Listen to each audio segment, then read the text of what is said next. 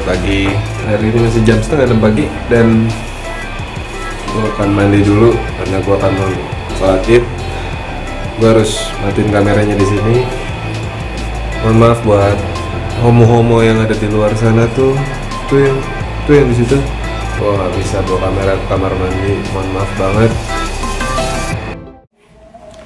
Oke, sekarang kita menuju masjid untuk sholat Id. Sekarang udah jam 6:30 kurang dan mendingan kita buru-buru ke masjid buat dapat spot yang enak. Yuk.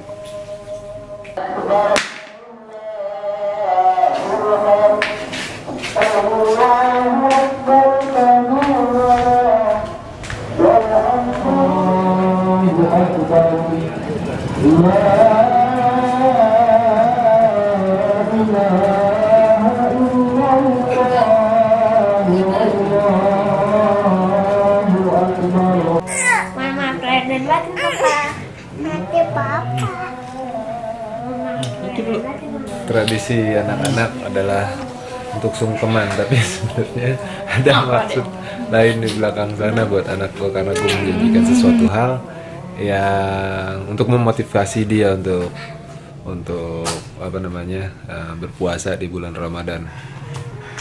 Mana adek? Udah nagih janji kalau puasa itu ada motivasinya. Tahun ini gue menjanjikan kalau dia berpuasa sehari itu mendapat uang 5.000.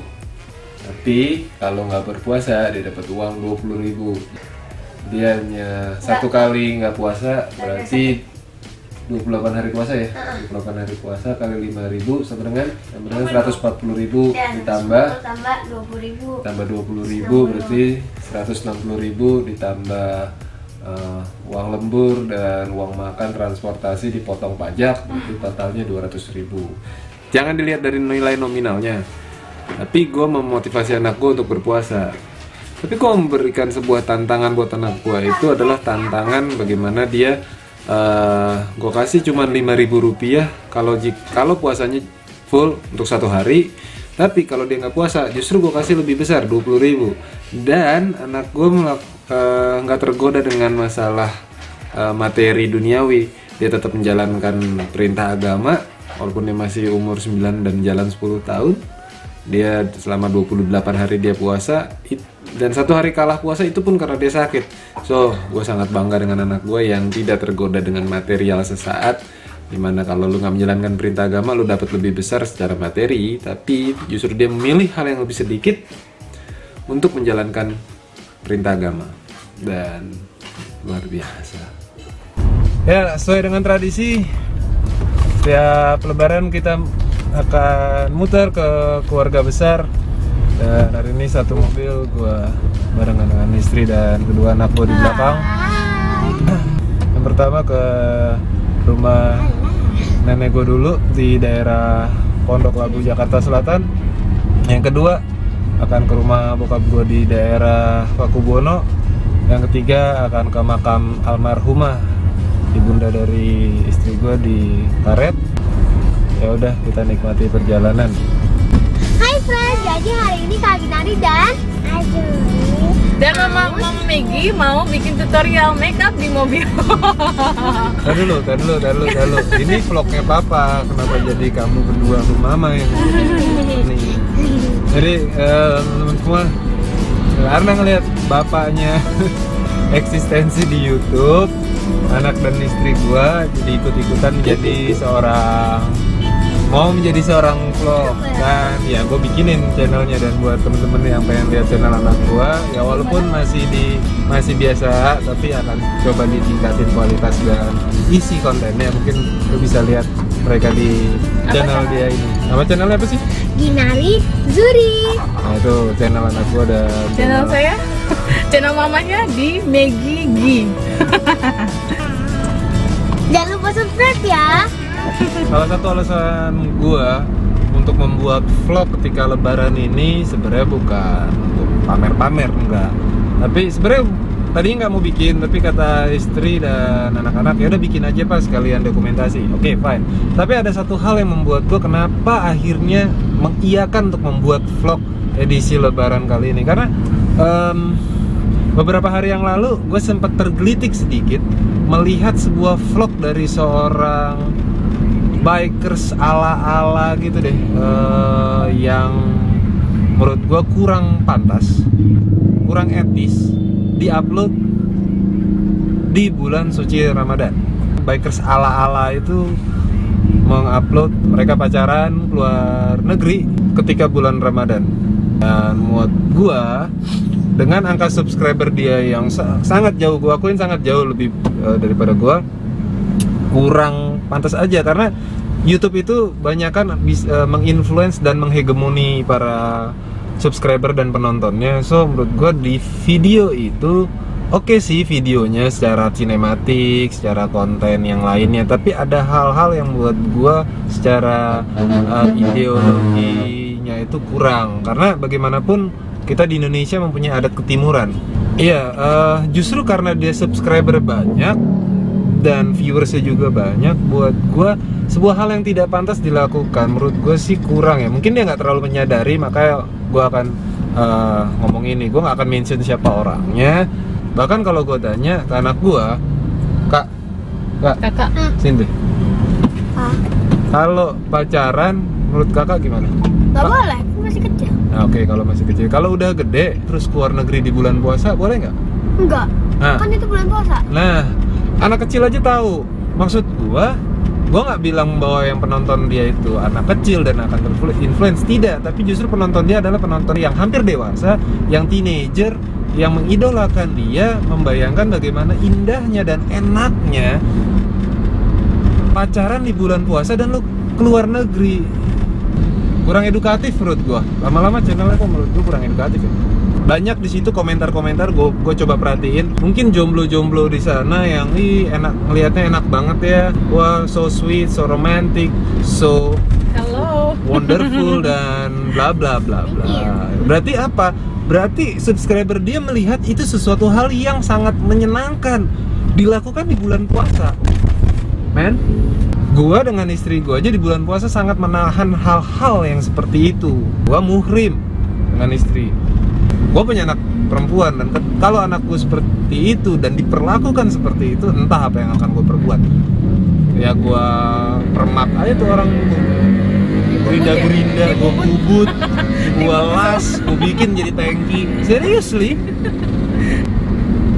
Gelitikan gue sebagai seorang ayah yang mempunyai anak perempuan, lu para jomblo terutama yang laki-laki, hal-hal seperti itu mungkin indah, yes. Kalau lu bener-bener menjadi laki-laki yang bener adalah gimana caranya lu bersama dengan satu orang wanita, menikahi dia, mempunyai anak dan bertanggung jawab menafkahi, memberikan pendidikan dan mengayomi mereka semua.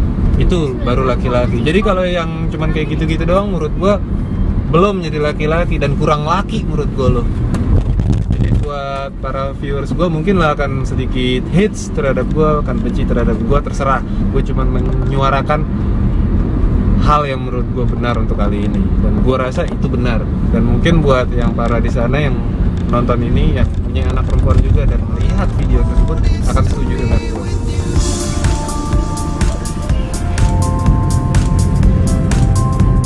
Ya, kita udah sampai di rumah nenek gue daerah Pondok Labu. Ya, gue akan turun dan silaturahmi. Udah, ini tas siapa tuh? Semuanya bawa? Apa ini apa ya? Mbak, mau play pasirnya, Mbak. Bawa apa nih, Mbak? Bawa kue dong. Udah gede banget. Sayang mama ya. Itu tadi nenek gue baru nyampe. Ini air juga. Salim dulu. Langsung buat makanan. Ya, salah satu yang mengasihkan di bulan Lebaran setelah kita berpuasa selama 1 bulan adalah lu bisa makan dan minum bebas. Tapi di Lebaran hari pertama dan kedua, saran dan tips jangan terlalu banyak makan, terutama buat lu semua yang muter-muter ke saudara-saudara dan kerabat dan keluarga, karena di setiap rumah rata-rata menyajikan makanan yang hampir sama. So, gue yakin pasti lo bosan. So, menurut gue saran gue adalah tidak makan terlalu banyak, sehingga ketika di rumah saudara dan ditawarin untuk makan, lo masih bisa makan, menghormati tuan rumah. Ya, mission pertama, lebaran pertama selesai. Dan diakhiri dengan foto bersama keluarga yang sangat-sangat besar. Ini keluarga-keluarga gua. Buat yang jomblo-jomblo mungkin. Ini ada adik gua. Ini ada udah kaya. tante gua. Ini yang merasa jomblo. Uang gue gitu. Ini ada Ralinsya. Ini ada Jendes kembang 1. Jadi bisa dipilih.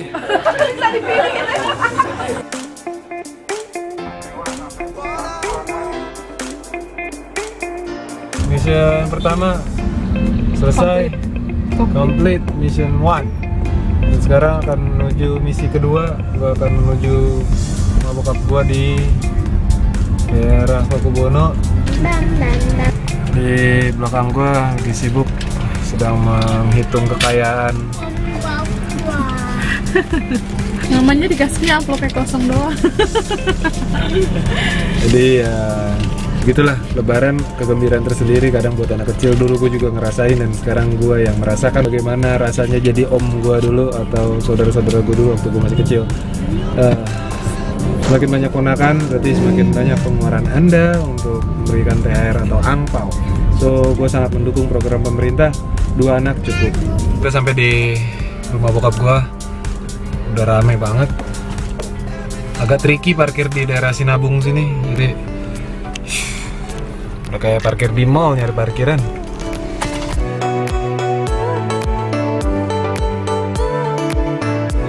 Ini kumpulan keluarga besar dari bokap gua. Jadi emang harus senyum muka. Tadi udah kaku. Biasanya kalau kita hari lebaran kita akan muter dan juga bertemu dengan banyak orang, terutama keluarga. Tips dari gua ketika lebaran berkunjung silaturahmi ke rumah saudara adalah smile. So buat lo yang agak susah senyum, latihan di mobil untuk menggerakkan seperti ini, senam muka supaya nanti ketika turun lo akan smile. Hai. Smile.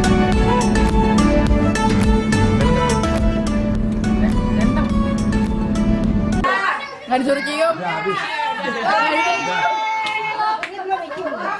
Ini tradisi yang memang biasa dilaksanakan. Sih, itulah kenapa gue mendukung gerakan pemerintah untuk 2 anak cukup. Karena inilah yang akan lo rasakan nantinya. Dan giliran gue untuk ditalakin sama ponakan-ponakan. Ya.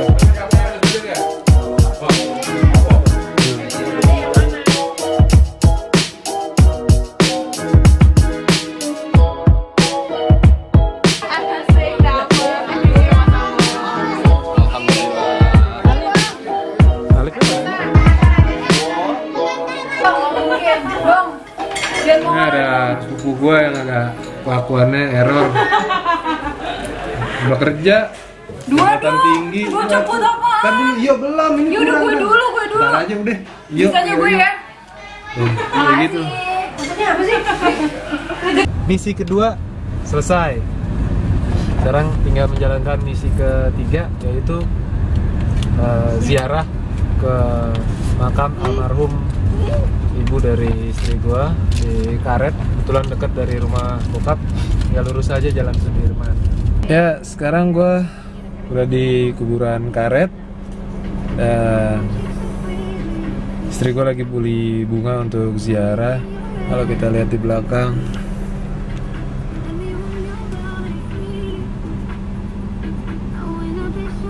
ya habis dapat uang THR langsung tepar. Adek udah bangun. Bangun nih dek, bawa ini dek, bawa bunga aja dek. Mau nggak?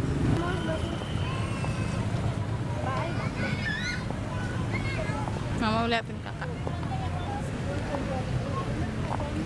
Warnanya lucu. Iya, warna peach.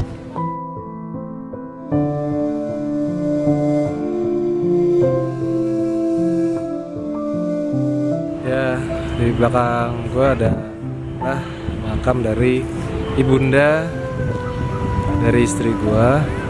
Beliau wafat waktu istri gua masih duduk di bangku sekolah SMP kelas 3. Jadi secara physically gue belum pernah, sama sekali belum pernah ketemu dengan beliau. Jadi cuma ketemu setahun sekali di mengunjungi makam untuk minal aidin wal faizin, dan gue selalu berjanji di depan makam beliau bahwa gue akan menjaga anaknya dan juga cucu-cucunya tentu aja. Minal aidin wal faizin. Mohon maaf lahir dan batin. Kami semoga tenang di sana dan juga diampuni seluruh dosa-dosanya oleh Allah Subhanahu wa taala. Amin.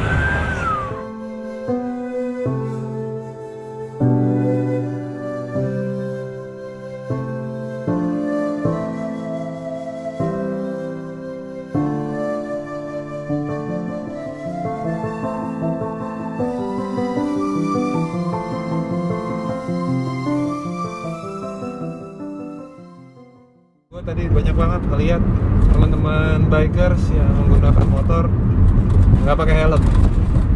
Apa karena ini hari libur lebaran sehingga bebas dari hukum?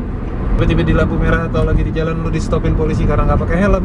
Masa iya lu cuma bilang sama polisinya, Pak, minal aidin wal faizin, saya nggak pakai helm Pak? Ya nggak bisa juga, hukum akan tetap berlaku mau itu libur atau tidak. Sekali lagi gue ingetin, safety first, karena ini hari lebaran, jangan sampai lu nggak ketemu dengan hari lebaran kedua. So pakai helm lah, bukan cuma pengemudinya, semuanya lu bonceng. Dan tadi gue lihat juga banyak banget orang bonceng bertiga, bonceng berempat, pakai bawa anak, pakein lah helm. Nggak seberapa kok harga helm ketimbang harga nyawa anak lo yang sangat berharga dan nyawa istri lo yang berharga. Dan nggak bakal bisa beli. Yap.